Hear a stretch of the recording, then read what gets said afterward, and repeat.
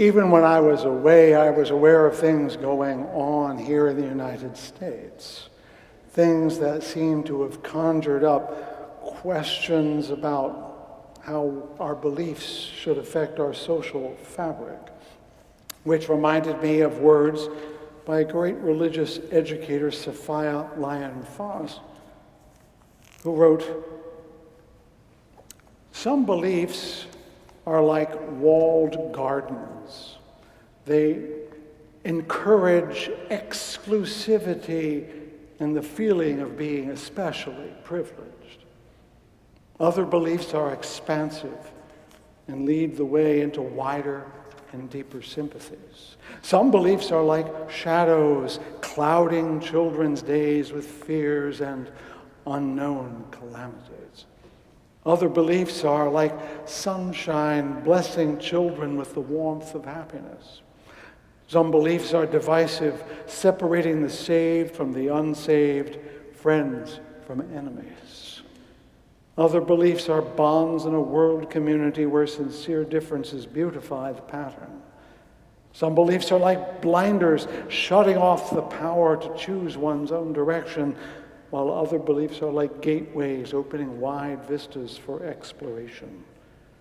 Some beliefs weaken a person's selfhood and blight the growth of resourcefulness. Other beliefs nurture self-confidence and enrich the feeling of personal worth. Some beliefs are rigid, like the body of death, impotent in a changing world. Other beliefs are pliable, like the young sapling, ever growing with the upward thrust of life." We know the truth of these observations, and we here seek those beliefs that release us to a life worth living. And so we worship this morning, and we worship first by singing, and I think you folks are going to help us out down here. This is a sad-sounding song, but it's one of great power. Shall we join together in hymn number 97, "Sometimes I Feel Like a Motherless Child"?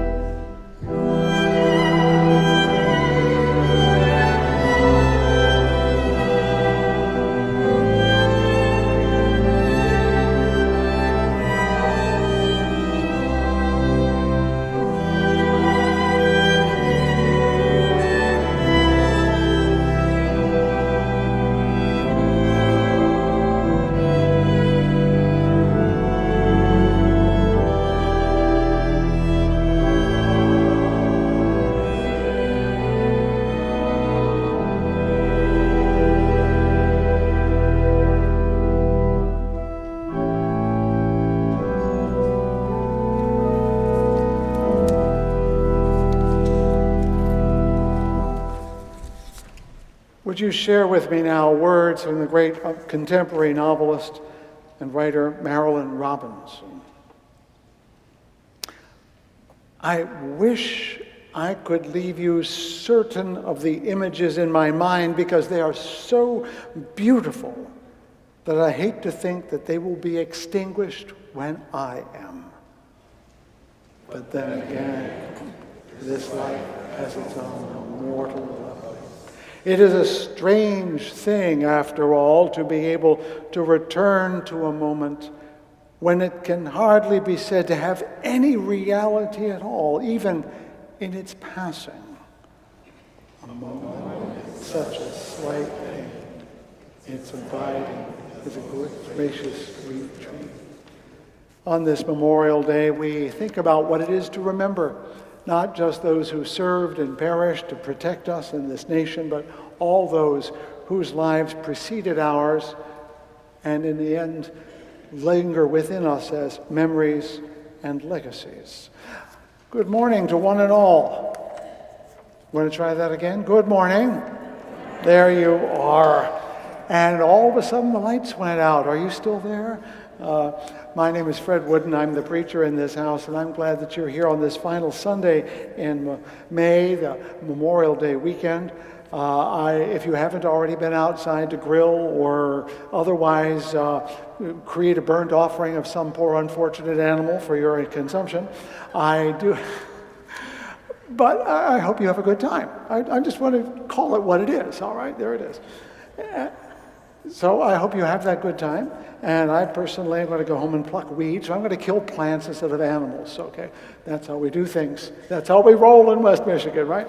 This is Fountain Street Church, where we are in the middle of our 150th year as an organization, and in the second half of a journey that began 75 years ago that lifted us into a new way of being church, starting back in 1944 when Duncan Littlefair arrived here and bade us to go even further than the liberal Christian message and to find liberties of spirit and mind and heart that we had not yet explored. We are doing things all year long to commemorate and celebrate and honor our 150th year. Many of them can be found in a booklet that we have out there for you. We'll be doing a few less in the summertime, but it is a joy to be here and to do that. I hope that you will stick around afterward. We have coffee and we have tea and we also have each other. And do take a look at the things going on in church this week and consider being part of that, because the real ministry of this church is not what happens between 11 and 12 on Sunday, but between 12 and Sunday and 11 a.m. the next Sunday. This is Fountain Street Church, where we free minds and grow souls and change the world. I'm glad you're here.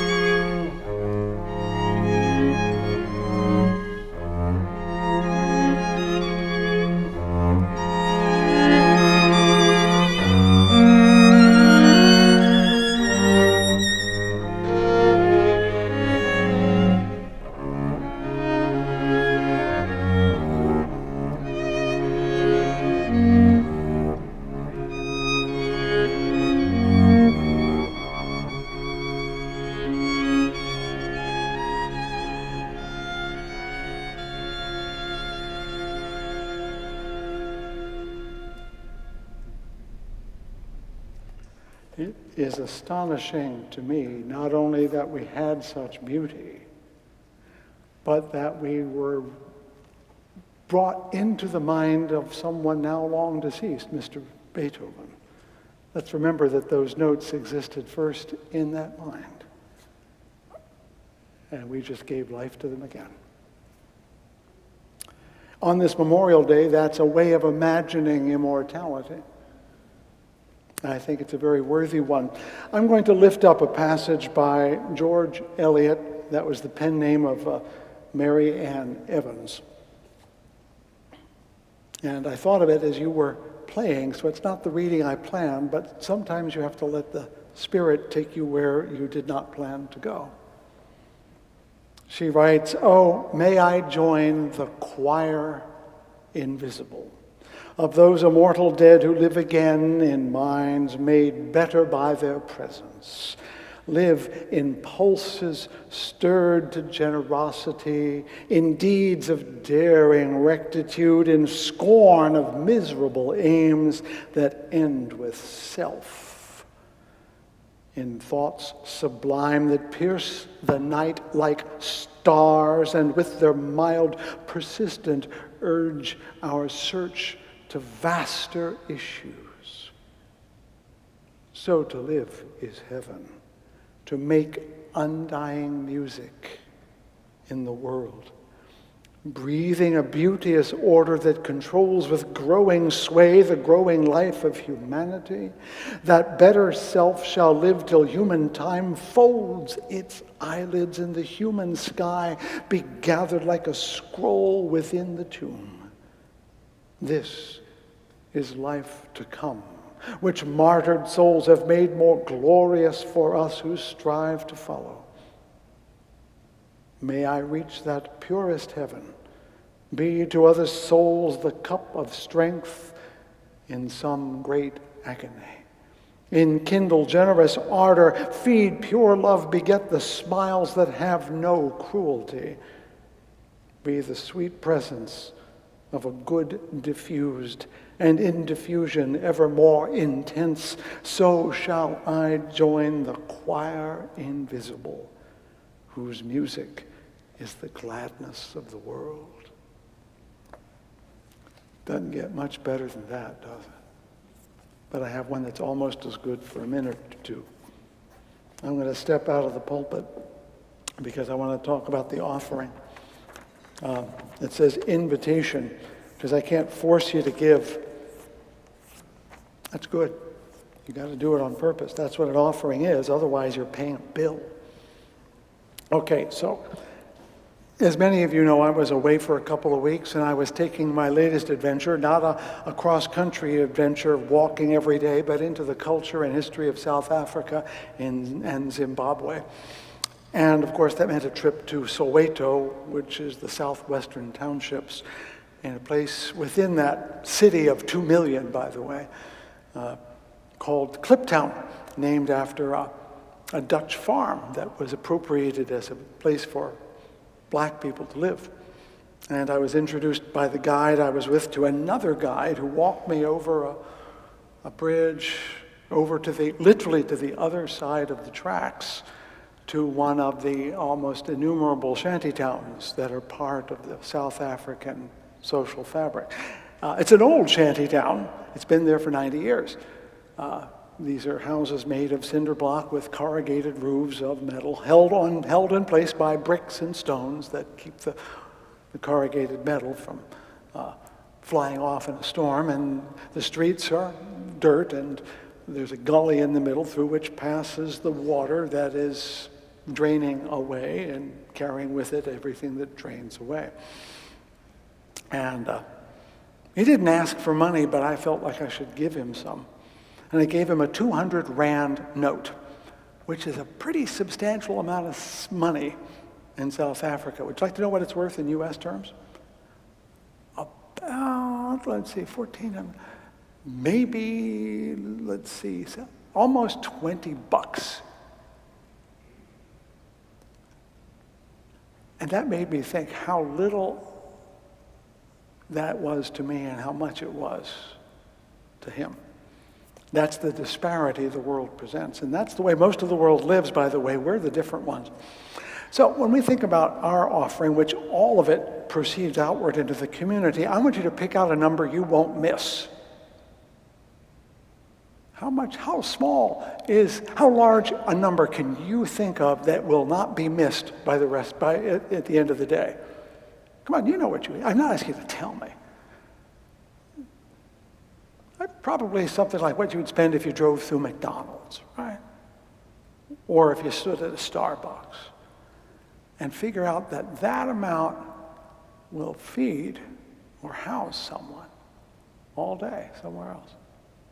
So with that in mind, I want you to take that money that you won't miss and put it in the plate so you won't miss it. Exactly. And having put it in the plate, let go. But know that it's going to land at a place where its true value will be noticed.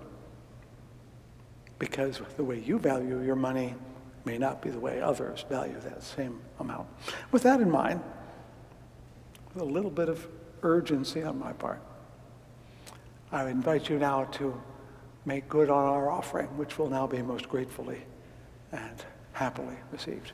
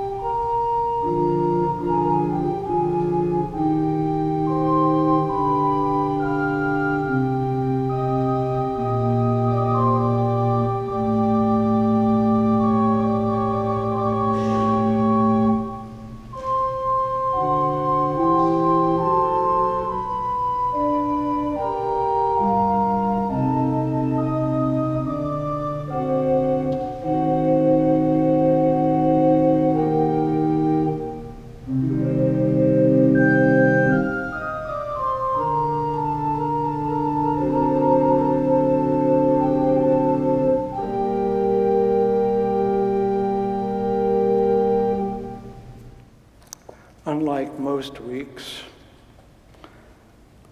this Sunday I lift up the names of all those who, as part of this community, died since last Memorial Day. This is not to take away from the observances going on around our community and the nation, but to add to it. It is our custom to read these names aloud, to say a prayer, to pause in silence. And it is with additional blessing this year that we shall allow a musical prayer to give more blessing than my words alone can make. El Malay Rakamim, Shokin Barakamim, Master of all mercies, dwelling in the heavens heights, bring proper rest beneath the wings of your Shekinah, your presence to the souls of our beloved who have gone to their eternal rest. May you, who are a source of mercy, shelter them beneath your wings eternally, bind their souls to you and to we the living, and let us, may they rest in peace, and let us say, Amen. I lift up the name of Mary Swain,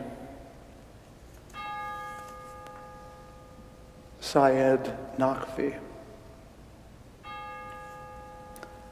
Harold Dirks, Joyce Hauk, Francis Shaw, Sally Warren, Harold Penny, Carol Vanderwolp, Barbara Clark, Robert Bayers, Tom Chettleborough, Thomas Friedrich, Joanne Kozarek, Eldon Cummings, Grant Lynn, Ann Hagerman, Charles Birch, Gloria Nelson, Josephine Luton, Courtney Jones. And now these words of Stephen Spender. I think continually of those who were truly great, who from the womb remembered the soul's history through corridors of light where the hours are suns, endless and singing, whose lovely ambition was that their lips, still touched with fire, should tell of the Spirit clothed from head to foot in song, who hoarded from the spring branches desires falling across their bodies like blossoms. What is precious is never to forget the essential delight of the blood drawn from ageless springs, breaking through rocks in worlds before our earth, never to deny its pleasure in the morning's simple light, nor its grave evening demand for love, never to allow gradually the traffic to smother with noise and fog the flowering of the Spirit. Near the snow, near the sun, in the highest fields, see how these names are fetid by the waving grass and by the streamers of white cloud and whispers of wind in the listening sky. The names of those who in their lives fought for life, who wore at their hearts the fire's center. Born of the sun, they traveled a short while toward the sun and left the vivid air signed with their honor. Let us pause in silence for those who traveled a short while toward the sun.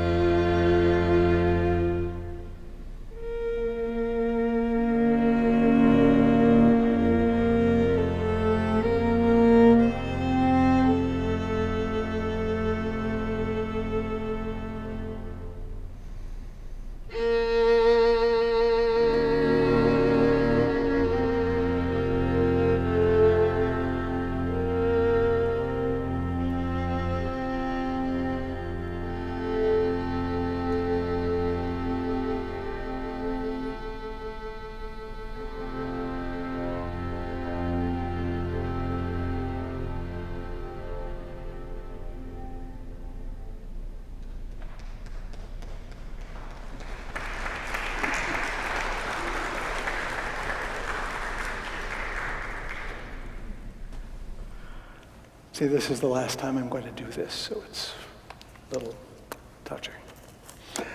But it is time for a sermon, is it not? Oh my.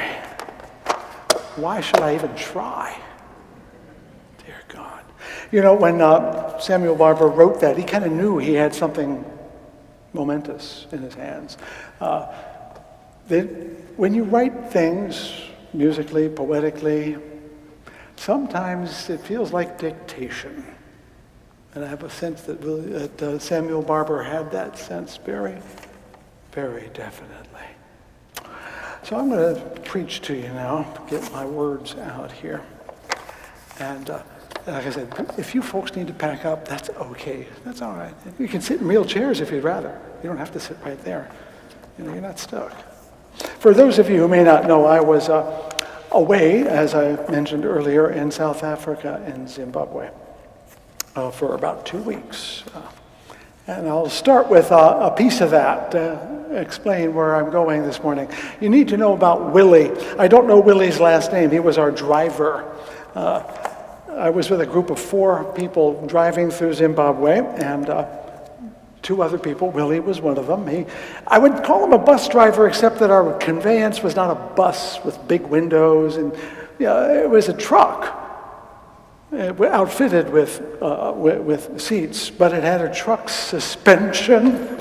So as we're going over the rough roads of Zimbabwe, we're hanging on this way and that way, and it was appropriate to have sort of a truck like that, because when you go off-road, you want to be able to kind of wobble and recover. And Willie, the driver, was a man of about my age, and he was of one of the two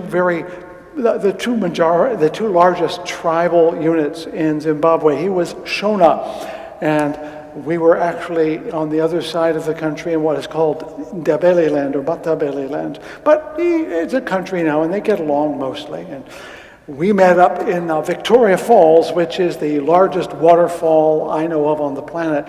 And if you want to know what it's like, imagine going to Niagara Falls 5 times in a row, and that you're standing 200 yards away from it.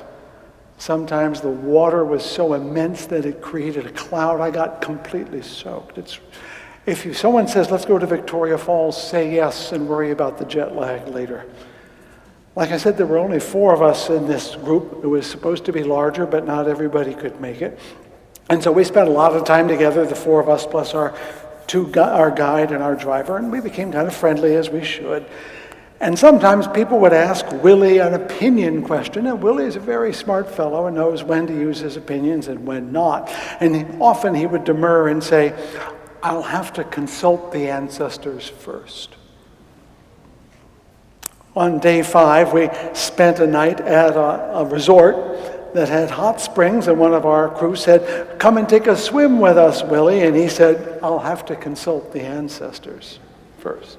And on our last meal, when we were all ready to go our separate ways, and everyone was getting rather silly, someone asked him, very teasingly, of course, gee, Willie, would you ever consider a sex change operation? To which I responded, I think that will be a very long conversation with the ancestors. And Willie laughed out loud.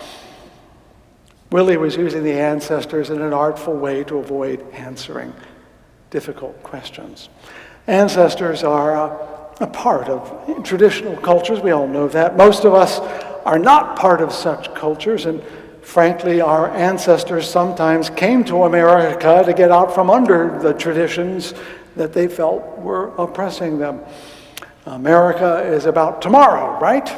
We're about the land of opportunity. We're about what's going to happen, not what has happened.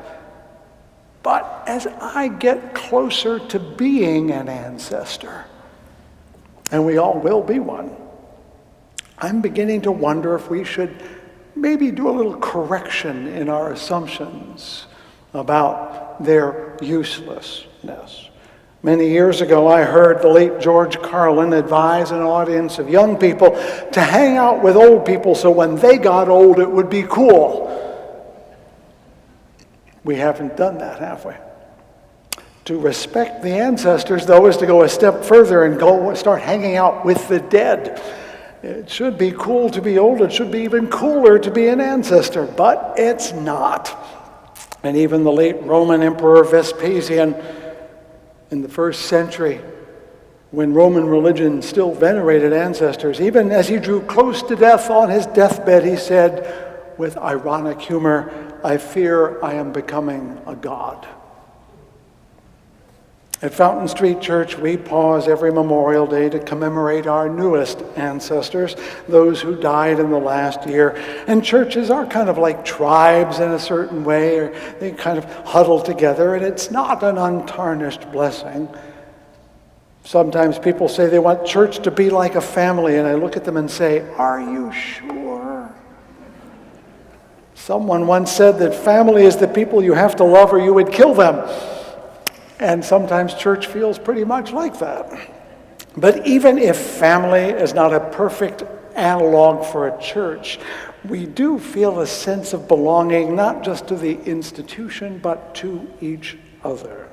And when someone dies, we feel a loss, which is what makes this day important to us as a church community. But what I'm trying to suggest this morning is that we should move beyond grief and loss, as important as they are, toward veneration, to seeing our dead as present in a new way, but still present notwithstanding. We should be more like Willie and consult them from time to time.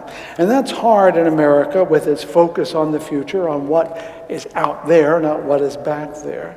But we also know that we need to stay in touch with our ancestors. Wasn't it George Santayana who observed that those who forget history are condemned to repeat it? Ancestors remind you, you should not do that. He was not the first to observe that connection between the past and the future. The founder of modern conservatism, Edmund Burke, noted that people will not look forward to posterity who never look backward to their ancestors. In other words, if we only live in the present or in the future, our view is too narrow. The past is not gone. As William Faulkner observed, it's not only not dead, it's not even past. Our ancestors are real. But what would venerating ancestors look like in this context? Well, let me give you some examples of how other cultures do it. It would go beyond this touching observance, but it would go beyond the tiles in the tower room, which I always think you should pause and observe. It would go beyond the practice of reading names each week near what Jews call yard sites and death anniversaries. I did some research. Here are some examples of how other cultures venerate and connect with the ancestors. A lot of them, for example, keep shrines in their home. Indeed, they see home as where the living and the dead meet on a daily basis. Ancient Greeks and Romans saw the ancestors as living in the hearth fire itself and had to be kept going, not only for your fire, but for your well-being. Chinese and some East Asian cultures make a shrine in the home to ensure that the dead protect and guide the living. They pause there every morning, do a little reverential bow, light a little incense, and they think about their ancestors.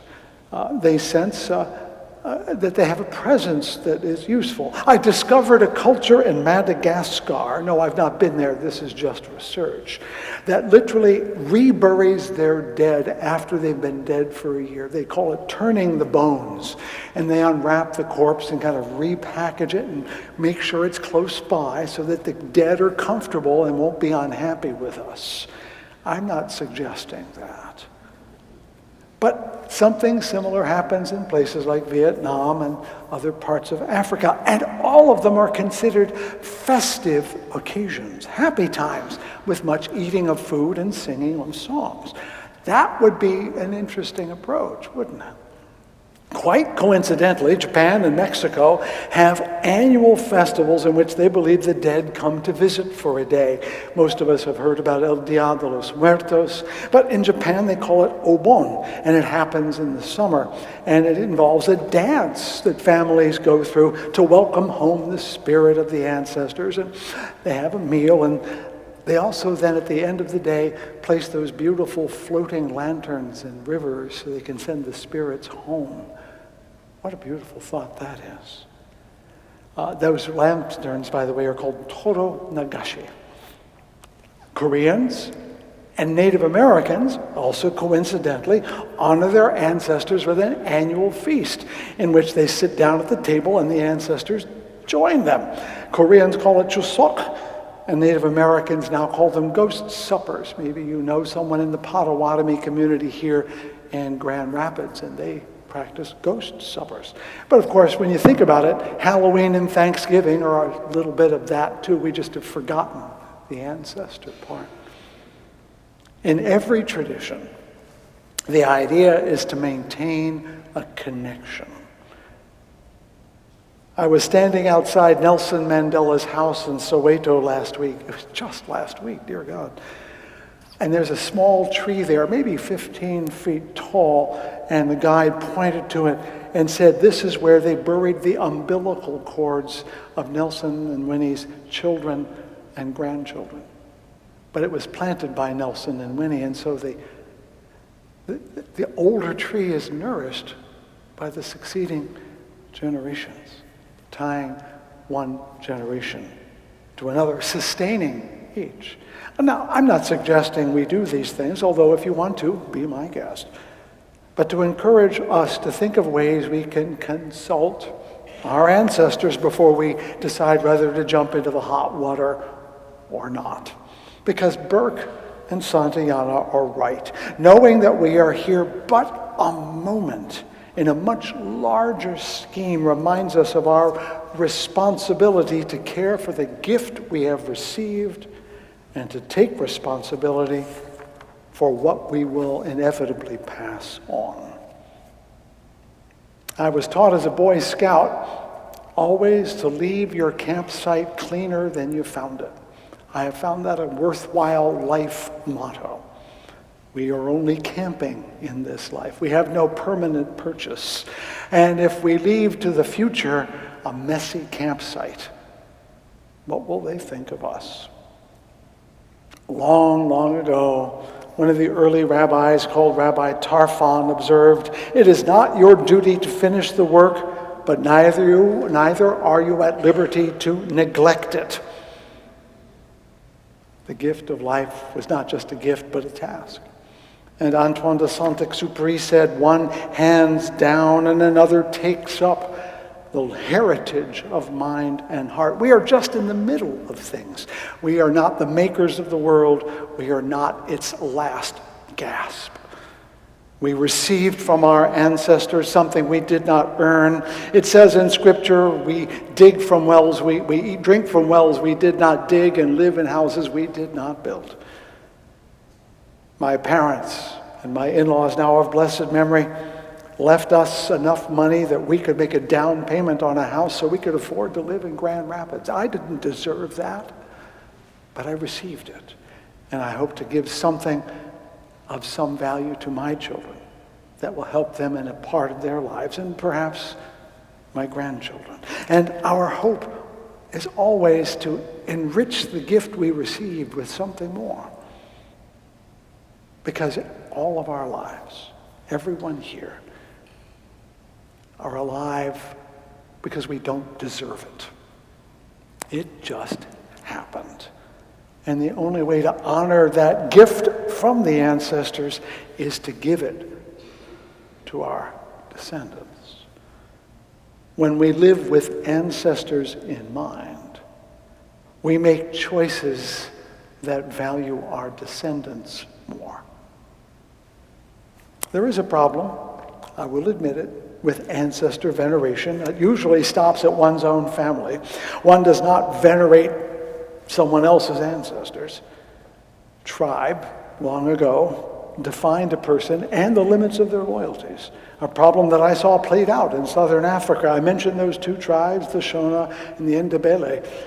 And much of the struggle in Zimbabwe has been between those two tribes over generations.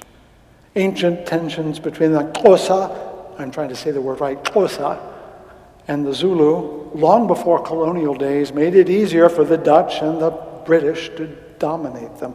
And today we see new tribalisms of nation and race and religion turning up in the turbulence of our days. Our president has used that to his advantage, but not he alone. Just this week, Narendra Modi was reelected on a Hindu-first platform. Viktor Orban and Vladimir Putin wrapped themselves gladly in the patriotic colors of their nations. I could add Nicolas Maduro and Nigel Farage and Benjamin Netanyahu to these opportunistic politicians, each leveraging the tribalisms of the past for their current advantage. I will not deny the limits of tribalism. But that's actually a degeneration of what real ancestor veneration should be. It goes so much deeper if we have the nerve to follow it. Dr. King, writing from Birmingham jail, said, in a real sense, all life is interrelated. We are all caught in what he called an inescapable network of mutuality tied in a single garment of destiny. He was right more than he knew. Outside of Johannesburg is an area with a dozen archaeological sites where early hominids apparently lived and died. A previously unknown stage in that evolution was discovered back in 2013, and an entire skeleton was assembled from that burial site from 250,000 years ago. Something they now call Homo naledi, named for the cave, which means rising star. In the museum nearby, I saw a complete Homo naledi skeleton laid out, and I recognized the bones. There they lay, with ribs that looked just like the ones I can feel under my skin, using fingers with bones that I saw underneath the glass. And here I was standing on feet whose looking at bones that could have been my feet. And I was not alone. There was Elizabeth, a fellow American from South Carolina, African American, in fact, and we were looking at our ancestor. Looking at our ancestor. And where do I come off thinking she and I are unrelated? It was deeply, deeply stirring. And I realized at that moment, as we all do whenever we travel, that I had discovered the real reason I had gone to Africa and did not know. I had come to venerate my ancestors. The famous Vietnamese monk Thich Nhat Hanh has said, breathing in, I see all my ancestors in me, my mineral ancestors, plant ancestors, mammal ancestors, and human ancestors. My ancestors are always present, alive in every cell of my body. I play a part in their immortality.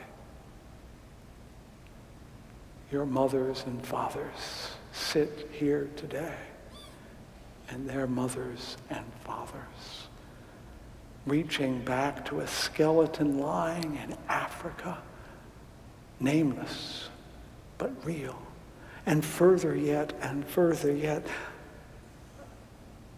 they live. They live. It was a kind of communion. And it always is. And that's why I love Stephen Spender's poem, because it says this so beautifully. When we are aware of our ancestors, it helps us, as he said, never to allow gradually the traffic to smother with noise and fog the flowering of the Spirit. When we live with our ancestors, all of them, their lips still touched with fire, tell of the Spirit clothed from head to foot in song. When we live and honor the ancestors, we never forget the essential delight of the blood drawn from ageless springs, breaking through rocks and worlds before our earth. When we know our ancestors are present, we know what life should be.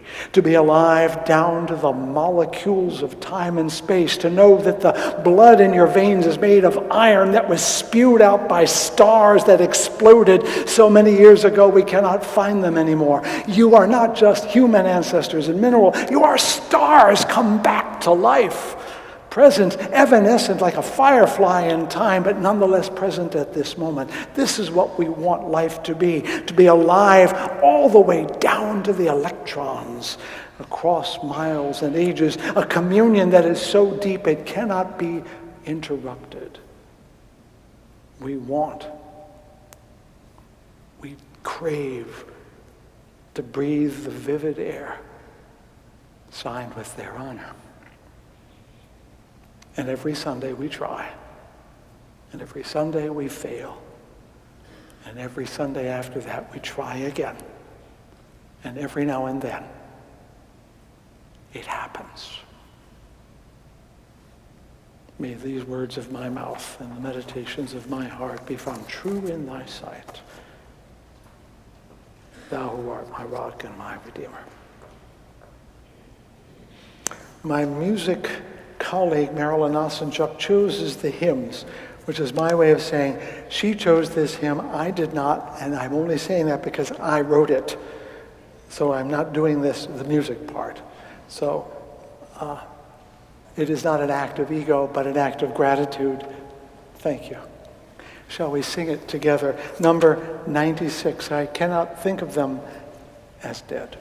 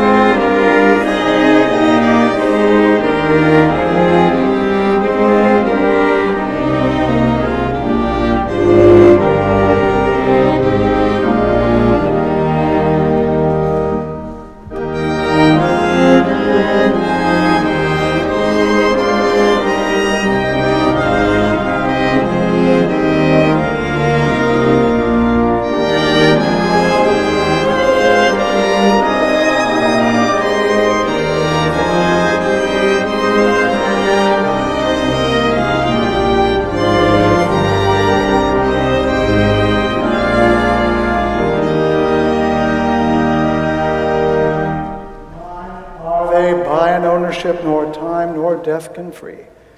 For God has given to love to keep its own eternally. To live in this world, writes Mary Oliver, we must be able to do three things. To love what is mortal, to hold it against our bones, and when the time comes to let it go, knowing that they are ours by an ownership nor time nor death can free. With this hope and other hopes besides, we remember that this day and every day is a day which the Lord has made, and we ever rejoice and are glad in it. Amen and amen.